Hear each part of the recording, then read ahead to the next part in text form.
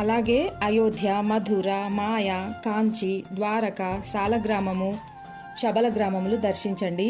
సవ్య మార్గంలో 3 సార్లు గోదావరి తటయాత్ర చేస్తే పాపాలన్నీ నశించి జ్ఞానం కలుగుతుంది. అలానే భీమేశ్వర, పంజర, కుశతర్పణ, పూర్ణ, కృష్ణవేణి, తుంగభద్ర, పంప, భీమా నదులకు తటయాత్ర చేయండి. హరిహర క్షేత్రము, పాండురంగ క్షేత్రము, మాతులింగము దర్శించండి. గంధర్వపురం అంటే గాన్గాపురం ఉత్తమమైన క్షేత్రము. అక్కడ ఎన్నో తీర్థాలున్నాయి. అచ్చటి దేవతలు సులభంగా వరాలిస్తారు. అక్కడ భీమా అమరజా నది సంగమం ఉన్నది. అచ్చటి అశ్వత్థ వృక్షం సాక్షాత్తు కల్పవృక్షమే. దానికి ఎదురుగా నృసింహ తీర్థము, దానికి తూర్పున పాపనాశ తీర్థము, దాని ప్రక్కనే రుద్రపాత తీర్థము, చక్రతీర్థము, తర్వాత కోటి తీర్థము, మన్మథ తీర్థము ఉన్నాయి. అక్కడనే కల్లేశ్వరుడున్నాడు.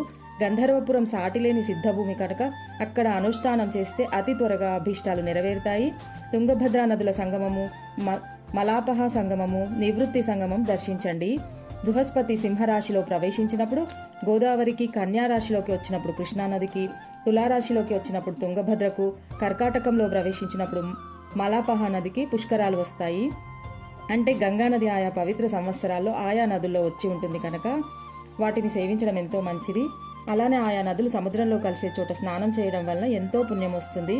కుంభకోణము, కన్యాకుమారి, మత్స్యతీర్థము, పక్షితీర్థము, ధనుష్కోటి, కోల్హాపురము, కరవీరము, మహాబలేశ్వరం దర్శించండి.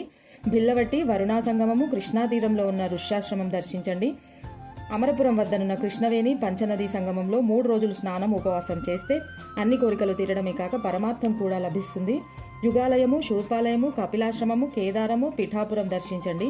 అక్కడ శ్రీ దత్తస్వామి ఉన్నారు. తర్వాత మణిగిరి, వృషభాద్రి, కళ్యాణనగరం, అహోబిలం దర్శించండి. కర్కాటక రాశిలో సూర్యుడు ప్రవేశించినప్పటి నుండి నదులు రజస్వలలు గనుక వాటిలో స్నానం చేయకూడదు. నదీ తీరాల్లో నివసించే వారికి మాత్రమే ఈ నిషేధం వర్తించదు.